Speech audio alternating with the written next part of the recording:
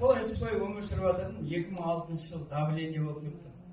Давление дейтін 250-260 бұл жүрді. Талай неге алып кетті скорыймен. Рабочий давление 200 болды. Менің ішпеген дәрім нем қалған жоқ. 6 ай сайын медкомиссияны 6 айға салып қойды. Өзім теміржол саласында жасаймын. 1 ай больницада жатамын, сосын барып жұмысқа ауысамын. 6 ай сайын өтіп жүрдім комиссияда. Қайда давлениенің дәрісі бар дейді, соған шауып барып алам, бірақ оған результат бермейді ешқандай. Содан мына үйінде Қаралы клубтан бір ағам жасайды, Алтынбек Қалиев дейді. Сол келіп тойға кетті. Содан барып менді бізге қонаққа шақыра қалдым ғой, қонақ ойбай келіп қонып секілді болды. Сол жеңгем екеуі келіп, сол Қаралдамыз біз, сен ұйықтамайсың ғой, нең бар ғой, давлениең бар ғой, мына суды алып ішті. Мен айттым, мына қанша деген 10 мың дейді, мен ондай азаттарға мүсте тұтпаймын, көп ақша алып жатып берем қалған ғой. Жоқ, маған бір көп дәрісі бар ма? Бар деп детокс плюс дейді, бар 56 мың тұрады, мен жаңадан алдым деді. Соны маған бердім. Кішкене жаңа алғасын ба, ағам қызғанып бергісі келмеді. Аласың ғой бірдеңе. Бірақ жеңгем құнттап қоймады, бер, барғасын Атыраудан аласың ғой. Мен ауылдық жерде тұрамын, Исатай Заборын деген Атырау облысында. Соны тастап кетті, соны алып іштім. Бір апта ішкенде 1 сағат ұйықтайтын болдым, қосып бұрынғыдан көріп. 2 апта ішкенде 2 сағат ұйықтайтын болдым, тағы қосып тағы 1 сағат. 3-ші детоксты бітіргенде 3 сағат ұйықтайтын болдым. Бірақ мен өзім... Аплодисменты. Сонда да өзім қинап спортқа жақын болдым мен. Менің өзімнің атам елдің палуаны болды. Соның атын жоғалтпайын деп спортпен қатты айналыстым, жүгірдім. Ауылда әйтеуір шарауылама мен шығам, көтерем бірінші орын. Қол күресіне шығам бірінші орын, жүгірем бірінші орын, әйтеуір күрестен де бірінші орын, ешіктен солай жақсы результат көрсетіп жүрдім. Соны әйтеуір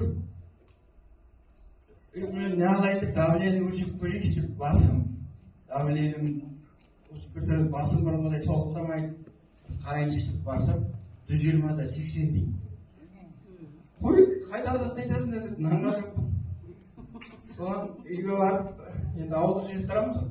Әйеліме айттым, бір 5 литр шұбат берсін, ішіп алайын. Барайын, давлениені тексерейін. 5 литр шұбат ішіп алып, барып, давлением 120-да 80. Сосын қуанышқа бардым, қуанышқа қылысыздар ретінде. Негізі әрі-әрі жоқ еді. Соны өлген шештім, не болғанда давлением болмасын. Ертеңін келіп өлшендім, 120-да 80.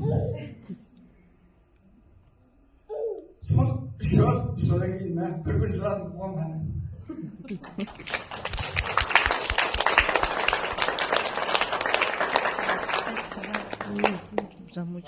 Мучениелердің бәрі есіме түсті. Шүкір солар мен ғалдан қазір көз директор. Изумруд.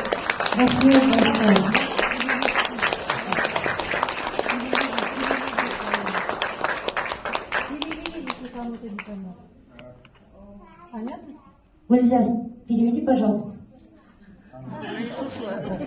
Если кому-то непонятно, но я поняла, что проблема были с давлением, да? С поселка Исатай, Атырауской области, знаете? Нет, не знаете, да? Если не знаете, Исатайский район, это поселок маленький, где-то 5000 человек живет. И он оттуда. 85-го года он не спал. Представляете? Ночью человек не спит вообще. Давление повесится. И еще давление повесится. И с 85-го года до 96-го года он так ходил. В 96-м году уже начался у него давление подниматься. И в 2022 году его познакомили, в 2022 году уже, да? Познакомили с продукцией Coral Club. брат старший. И с детокса начал. Первую неделю он начал спать час.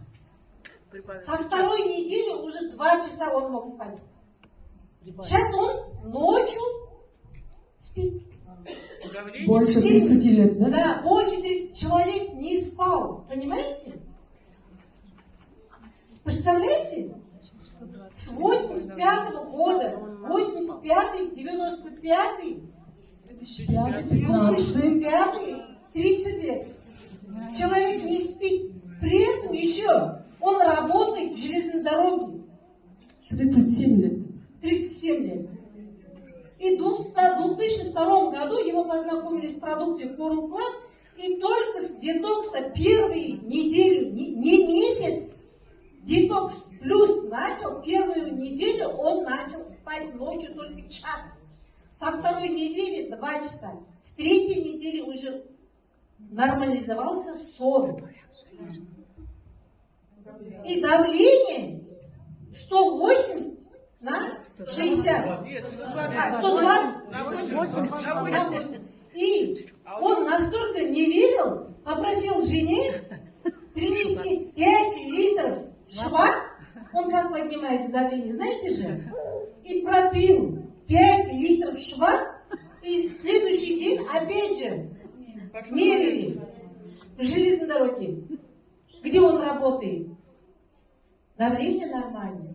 Не поверил. В следующий день кудаса, как называется на русском? Друзья. Сокурсники, там, ровесники там.